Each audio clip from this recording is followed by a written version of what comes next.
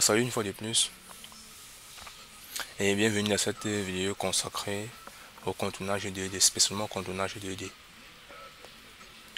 Pourquoi commencer par le contournage 2D? Tout simplement parce que le contournage 2D est l'élément basique et la fonction la plus simple à être réalisée sur notre logiciel de FAO.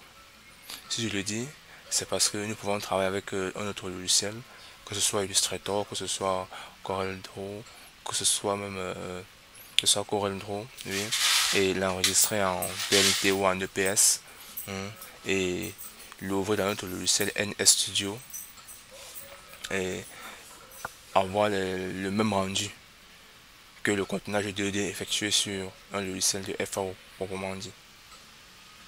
C'est vrai, le logiciel de FAO devient un peu plus intéressant quand nous allons commencer à faire des poches, à faire des gravures et à faire des reliefs.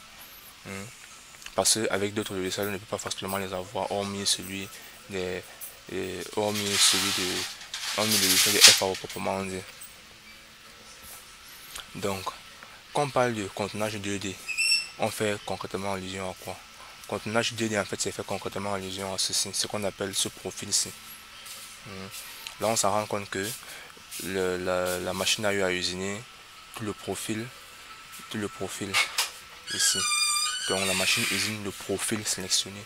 C'est ce qu'on appelle un contenage 2D. Comme on voit là, on peut apercevoir l'autre côté du lopin. Qu'on peut dire que la machine a usiné et a transpercé la pièce. Mais sans inquiétude. Étant donc ici, qu'est-ce qu'il faut donc faire pour pouvoir obtenir un résultat comme celui obtenu en contournage 2D? Il suffit d'abord de sélectionner le profil sur lequel on va appliquer le contournage et venir dans le parcours d'outils. Parce qu'en fait, qui dit contournage 2D fait allusion au parcours d'outils.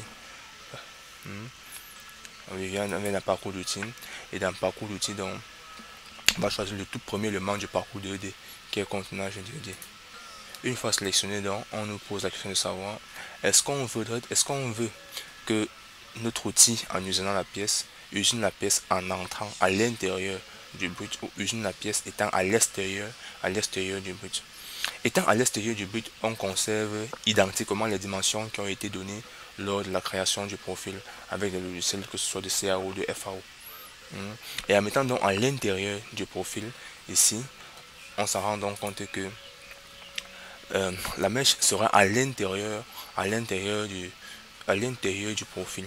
Va donc exécuter à l'intérieur du profil, ce qui veut donc dire que la dimension réelle obtenue sera la dimension du profil final moins le diamètre de la mèche, moins le rayon de la mèche. Ici on a donc ici la profondeur de départ. La profondeur de départ on va la laisser à 0. La profondeur finale on va la laisser à 5. La laisser à 5 pourquoi? On va la laisser à 5. Okay. On va laisser la profondeur finale à 5. Et on va donc venir au niveau de surépaisseur. La surépaisseur on peut la laisser à 0 parce qu'on ne va pas faire de surépaisseur. La tolérance à 0,01 c'est déjà une bonne chose comme tolérance. Bon, il faudrait donc qu'on vienne rapidement ici pour configurer la matière, le réglage. Étant donné qu'on a laissé la matière en haut, étant donné qu'en haut on a laissé la profondeur finale à 5, ici il faudrait donc qu'on mette l'épaisseur du lopin, l'épaisseur du but à 4.5. On le met donc à 4.5. On met donc à 4.5 et on valide. Une fois à 4.5 donc, regardons bien, observons bien. La profondeur finale est à 5. La profondeur finale est à 5 et la matière est à 4,5. Pour une compréhension simple, c'est pour donc dire que la mèche va transpercer le métal qui est à 4,5. Et là, ne nous dérangeons pas. Pourquoi? Parce que en dessous de notre lopin est fixé un contreplaquet d'une épaisseur de près de 2 cm, un demi à 2 cm.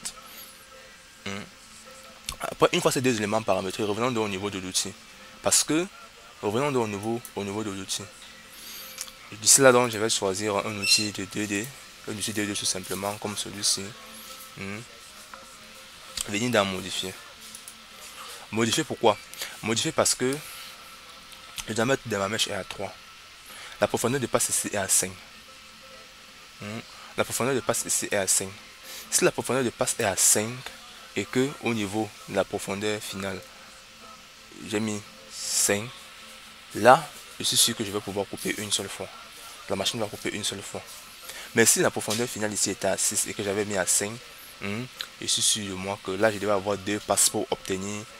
Lui, il devait avoir 2 passes pour obtenir la valeur de 6. Parce que la profondeur de passe n'est que la pénétration, de l'outil à l'intérieur du lopin. Et une fois le puisse s'introduire à l'intérieur du lopin, il s'introduit sur une profondeur de 5 mm.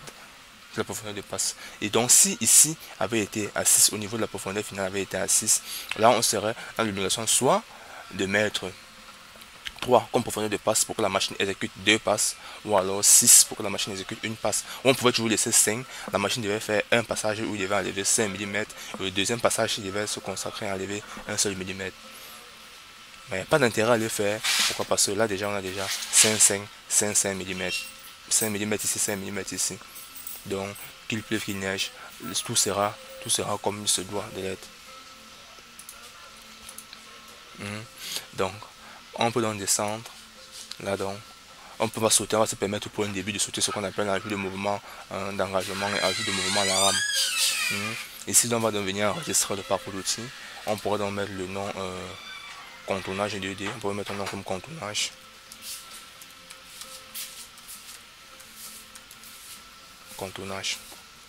Une fois le nom mis, donc on peut créer ce qu'on appelle le parcours d'outils proprement dit. En cliquant sur maintenant, si on zoome, si on se permet de zoomer, nous nous rendrons compte que le parcours d'outils a été créé.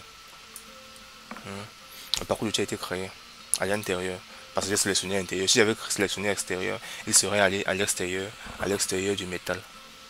Donc ce n'est qu'un exercice sur le contournage, 2D. Donc il faut s'amuser donc à faire ça pour voir à quoi va ressembler le parcours d'outils à l'intérieur, le parcours d'outils avec autant usiné à l'extérieur. Et aussi, essayer de s'amuser aussi en changeant la valeur de la profondeur initiale finale pour voir quel serait le rendu et quel serait le nombre de passes lors de la simulation. Une fois dans le parcours d'outils créé, on peut fermer et revenir donc au niveau de la simulation du parcours d'outils. Au niveau de la simulation du parcours d'outils, nous nous rendons compte que là on peut cliquer sur Play. Si on clique sur Play, voilà ce que nous avons comme rendu. Donc ça rend compte que notre outil a usiné une fois, une seule fois. Mais par contre, si on voulait que notre outil fasse 2 passes, comme je l'ai tantôt dit, on peut facilement venir ici. On vient ici, si on met la profondeur finale, je mets la profondeur finale ici à 6, et que j'applique maintenant et que je ferme. Lors de la simulation du parcours d'outils, nous nous rendrons compte que là, observons bien, notre outil fait 2 tours, tout simplement pour dire que il va d'abord enlever 5 cm, il va d'abord enlever 5 mm comme on l'a prévu au niveau d'ici, avec la mèche, comme on l'a prévu au niveau d'ici. Avec la mèche, et par la suite il va enlever 1 mm. Donc merci.